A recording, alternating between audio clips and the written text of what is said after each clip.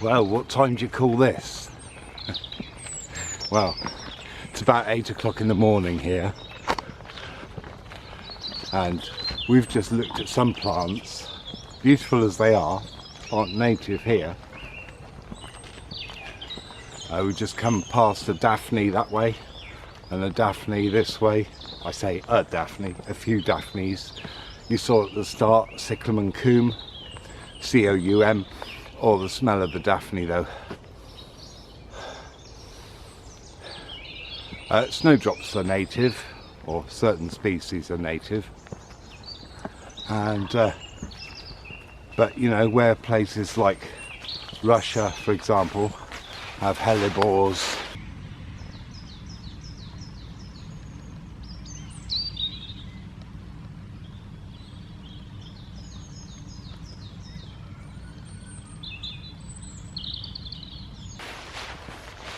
Cyclamen Coum growing, and across the steppe, across China, they've got the Daphnes growing easily, hellebores, and many plants that I love. But coincidentally, can you hear all the birds? There's a wren over there, but I don't think I can shoot it. And we have these native daffodils here, forming a lovely patch, and the dew dripping off the tree. But I know all these non-native plants can grow here, and I do really like them, so whether I've got some connection back in my other lives to them or not, I don't know. You can see the Daphne beyond the lovely dogwood there, pink, and then snowdrops beyond that. Now these gnats that are flying around here, they are actually winter gnats. I don't know if you can see them. And these are possibly some of the tallest snowdrops you'll ever see. They're about a foot high, 30 centimetres. Yeah, I know. It's crazy, isn't it? Absolutely crazy that snowdrops grow that tall. And I often see comments by people, oh, spring, snowdrops are out, daffodils are out. Well, there is a massive period when these plants are out. Sure, mostly it's in spring, but very often in the past it's been known quite frequently for snowdrops to be out in November, for daffodils to be out in November around here. Daphnes also are known to come out earlier than they should. I mean, isn't that beautiful? And if the wind's in the right direction, sitting on that bench is the perfect spot. But this is the later one of the Daphnes to come out. I couldn't tell you which one it is. It's a Daphne Balua, and if you follow the channel, you'll know they're one of. Oh, I might stand here all day. They're one of my favourites.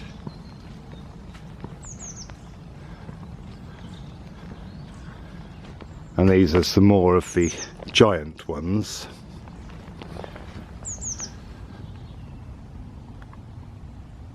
Giant, giant, giant.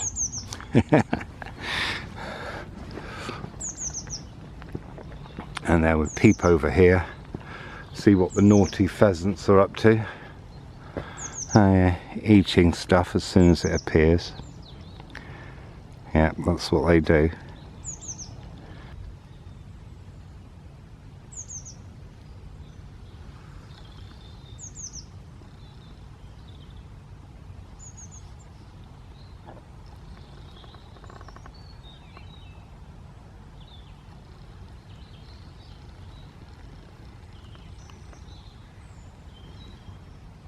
But it's very odd to be working in a place where there's all these non-native plants. Well, plenty of native ones, of course.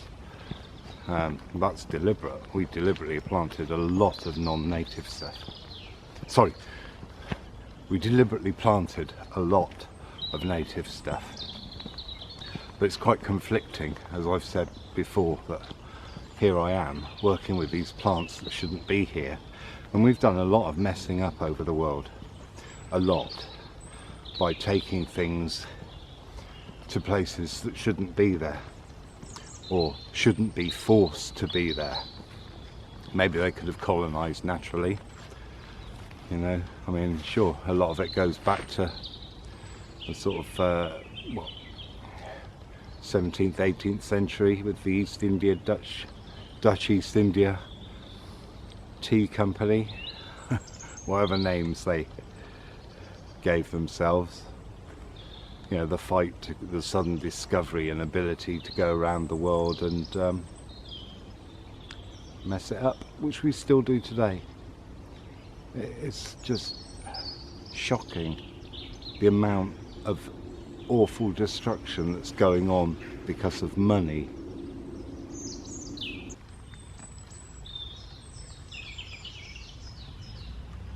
Now this is not muck, it is compost made from grass clippings and leaves, because it's a woodland garden, some of which don't break down totally, and I use that to feed the raspberries and all the other vegetables that are grown here.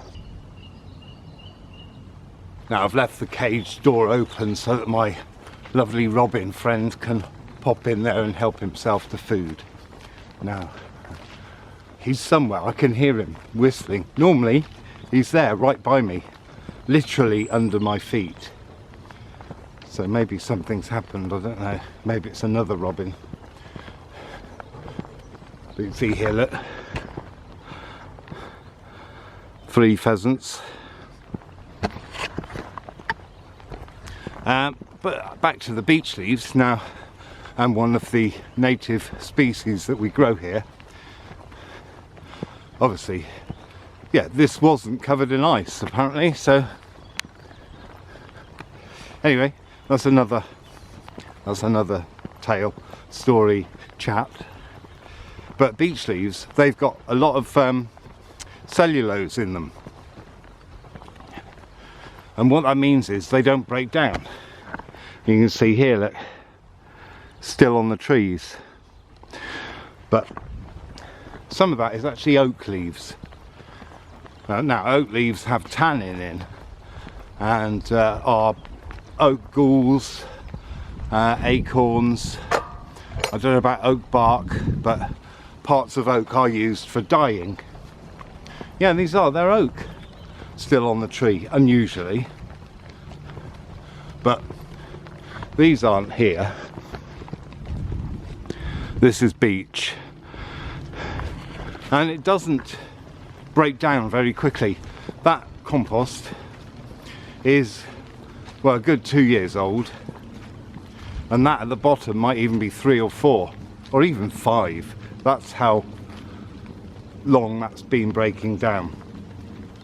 Now, one of the things that beech leaves in particular are used for is in the making of viscose, which is a fabric I actually quite like, but you can tell the difference between different types of viscose because some is made with petrochemicals. Now I know both processes have got their dodgy side, just have everything you can think of, everything, even right on things. Everything has its dodgy side, because the only way we're supposed to live is with what we need, not what we greed. So beech leaves can be used for that, so I like to inform on this channel. Now, one of the sad things that goes on is the destruction around the world. I mean, ships take on ballast, drive across the world and drop it with all the stuff in it, creatures, whatever, in it, and drop it into a place where it shouldn't be. Like I said, you know, sudden introduction, it's not a good thing. Now we're at the pond now, which is slightly different in without ice or anything, and no view. You can see the alders there causing a reflection. Lovely, swaying in the breeze. So there's a number of things. I mean, it's vast. So, you know, when they went across the world and went, oh, that's great, yeah, let's take that home, eating all the dodos till they were extinct. I mean, this is, I don't know, it makes me think of the mob rule, you know? Like, they're influenced by everybody else rather than thinking sensibly. And had it been women, of course, would it have happened? I don't think it would have. You know, the same with plants. That's why we've got diseases here that have virtually wiped out 2 species of trees in my lifetime. You know, that's crazy. Absolutely crazy. And I watch various videos about other parts of the world. I suppose quite extreme videos, you know. Mostly road trips, for example. Yeah, or people travelling by road, I should say, to be more specific. And basically the nightmares that are going on in Africa and South America is just beyond words, really. You know, it's like they're digging up the native trees to plant things like soya. So it's not ethical to eat soya products. Unless they come, anyway, I'll come on to that. Chocolate, cocoa in Africa. They're digging up their native trees. They're just going around killing them. They're still alive.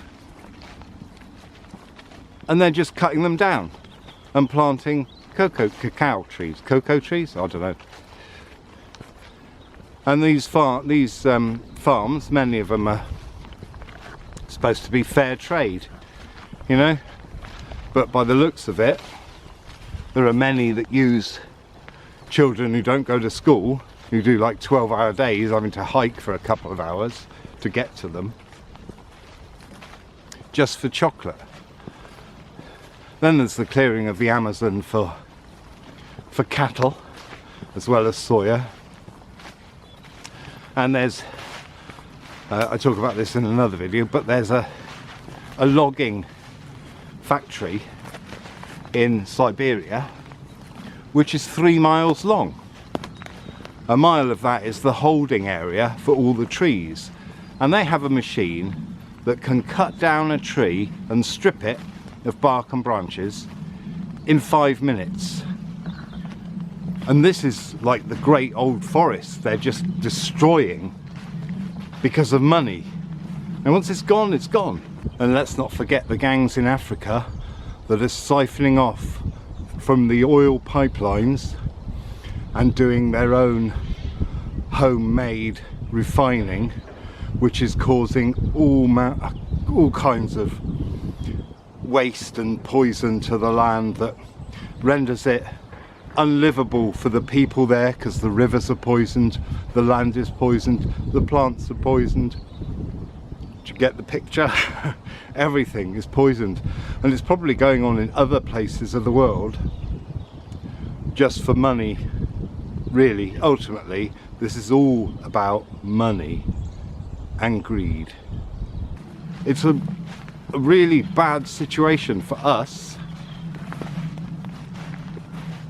There are no two ways about it. Here's my favourite pussy willow.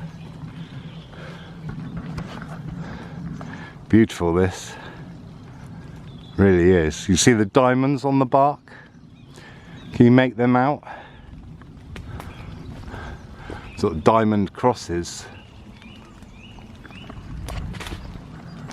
You know, so being a vegan, you have to be even more ethical now. No soya products unless you're 100% sure they come from a sustainable source. and none of that is going to be Africa, is it? Let's face it. You know, there was I saw things about a rift valley appearing after the Turkish earthquake, cutting through an olive grove. Well, it wasn't an olive grove, it was an olive farm where the trees had been planted in rows. So it wasn't like an olive forest or an olive grove that just happened to occur there. You know, I think I've lived my life with, if I can't do it by hand, then I shouldn't be doing it. If I can't walk it, then I shouldn't be doing it. So obviously that creates a little bit of a conflict in some places. But you know, I do the best I can there.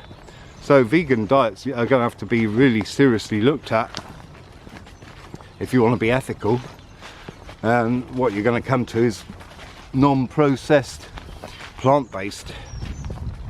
Because how we treat our cattle, poison our vegetables. It's really hard to get ethical vegetables. You know, kosher is a word that could be used there. You know, in a not quite in the original context, but you know, food that's good and healthy. You know, all of our vegetables have been crossed and genetically engineered and messed around with in the same way that maybe was being done on humans 70 or 80 years ago, and probably still is today.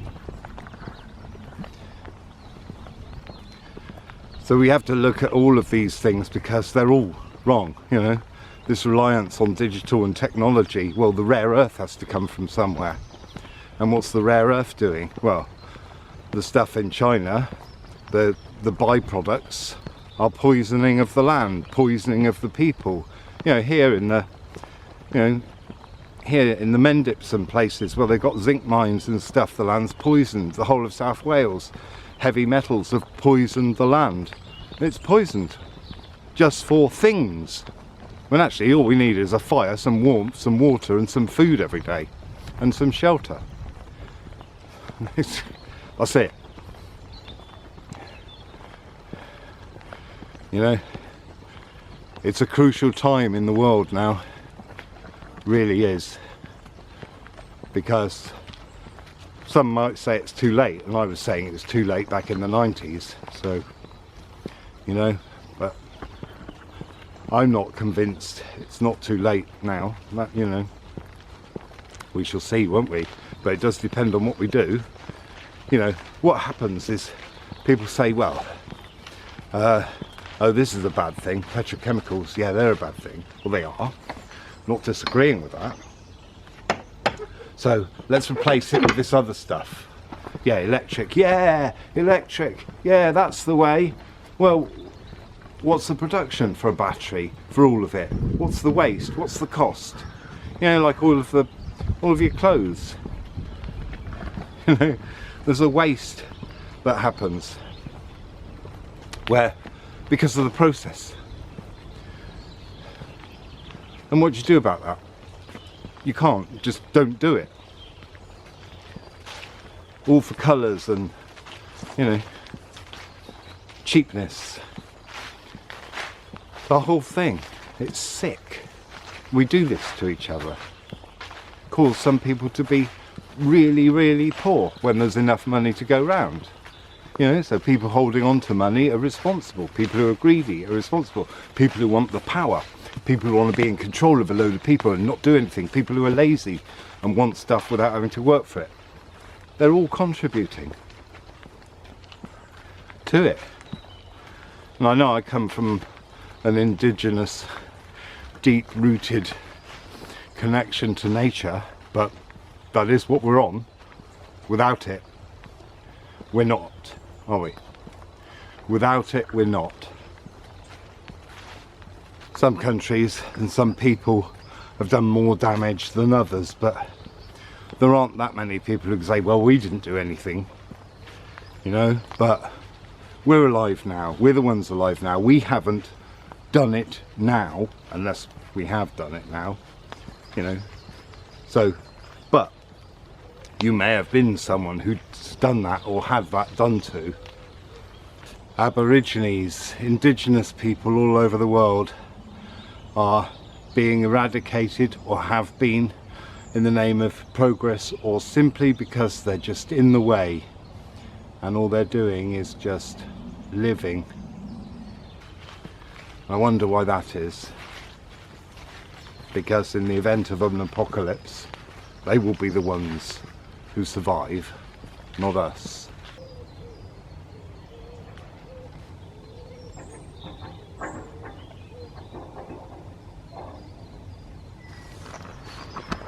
And there are those who think, well, I'll be alright. I'll just get myself a gun.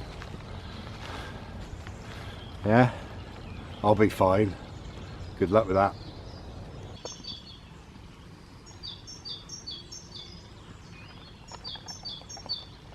Hunter-gatherers didn't go round just killing everything till it was extinct or in very few numbers. You know, they went out, or they go out, they hunt an animal, they bring it back, they use pretty much every part of it for something. And then they go and do it again. They don't go and kill hundreds or thousands. You know, what you need, that is the word, isn't it? Because if you do more than you need, you're creating problems for yourself.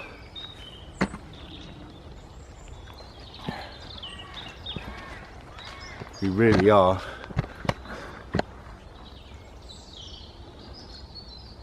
I've seen this holm oak really grow. In 20 years, it's probably half that thickness when I came here. It's a cross between a holly and an oak. Holm oak, holly, holm, oak, oak, holly, oaks.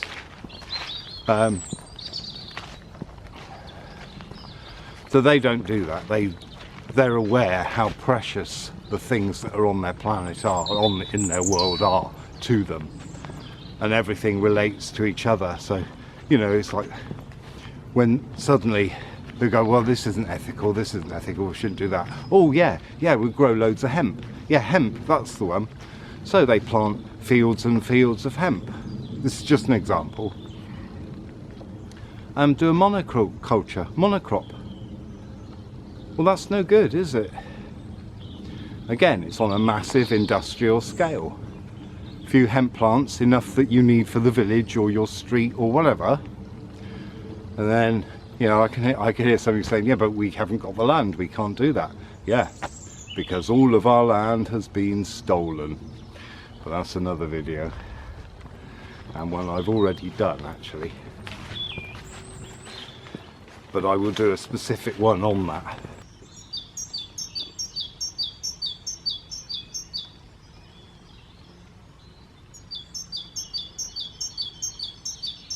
I've got to say these things because they need to be said now, because we haven't got time to waste. Something better change.